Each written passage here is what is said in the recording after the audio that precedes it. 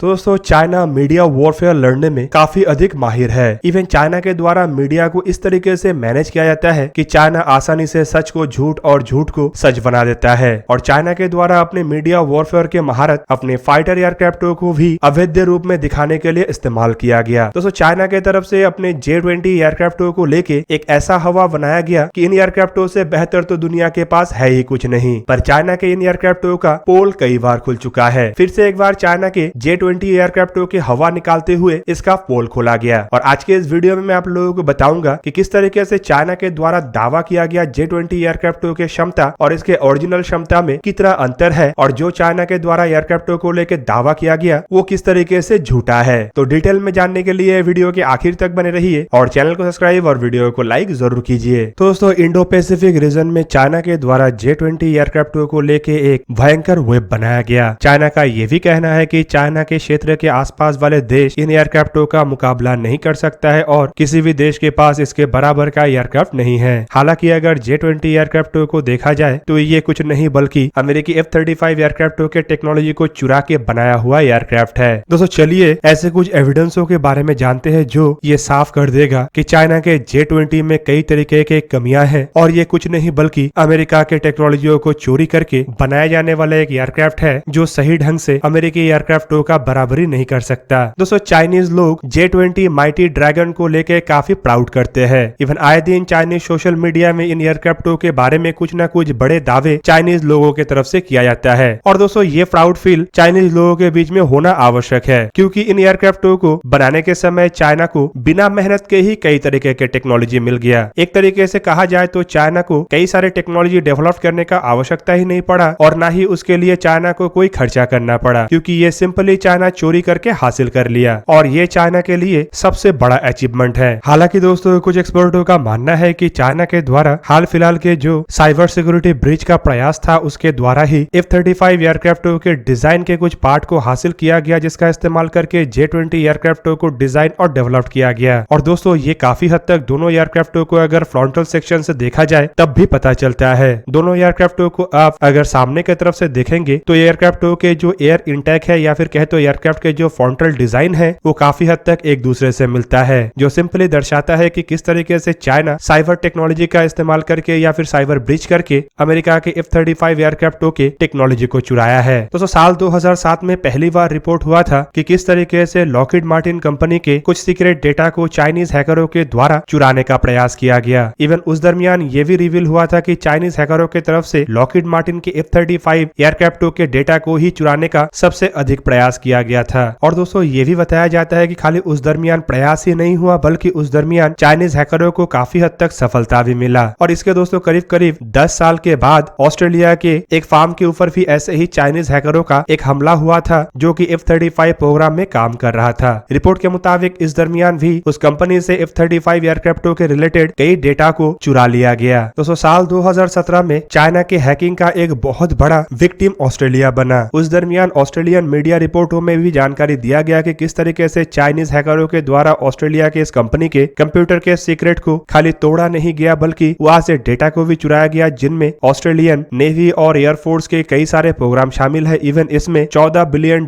के महत्वाकांक्षी F-35 joint strike programme भी शामिल था। साल 2019 में भी पेंटागन की तरफ से एक रिपोर्ट जारी करते हुए बताया गया कि किस तरीके से चाइना के हैकरों के द्वारा साइबर एस्पियोनेज का इस्तेमाल करते हुए लगभग हर दिन अमेरिका के टॉप सीक्रेट डिफेंस टेक्नोलॉजियों को चुराने का प्रयास किया जाता है। दोस्तों खाली डिजाइन के मामले में ही नहीं बल्कि रिपोर्ट के मुताबिक तो चाइना के द्वारा F-35 एयरक्राफ्टों के कई तरीके के सेंसर्स और टेक्नोलॉजी को भी चुराया गया। और दोस्तों ऐसे टेक्नोलॉजी में F-35 में इस्तेमाल होने वाले इलेक्ट्रो ऑप्टिकल टारगेटिंग सिस्टम भी शामिल है, जो F-35 एयरक्राफ्टों के blended wing body front end में लगा हुआ होता है। दोस्तों दोनों एयरक्राफ्टों को अगर देखा जाए तो ये इलेक्ट्रो ऑप्टिकल सेंसर्स या फिर कहे तो इलेक्ट्रो ऑप्टिकल टारगेटिंग सिस्टम दोनों एयरक्राफ्टों में ही काफी अधिक समान है। लॉकहीड मार्टिन का कहना है कि इस तरीके के टेक्नोलॉजी को चाइना के द्वारा असल में लॉकहीड मार्टिन के कंप्यूटरों से चुराया गया और चुराया हुए डेटा का इस्तेमाल करके चाइना के द्वारा अपने कुछ टेक्नोलॉजी को खाली इंप्रूव नहीं किया गया बल्कि एक सिमिलर टेक्नोलॉजी का भी डेवलपमेंट किया गया। दोस्तों यहाँ पे आपके जानकारी के लिए बता दूं कि ये जो इलेक्ट्रो ऑप्टिकल टारगेटिंग सिस्टम है ये असल में एक ऐसा सिस्टम है जो पायलट को सिचुएशनल अवेयरनेस के साथ साथ लेजर गाइडेड म्यूटिनेशनों को इफेक्टिवली डायरेक्ट करने में भी मदद करता है।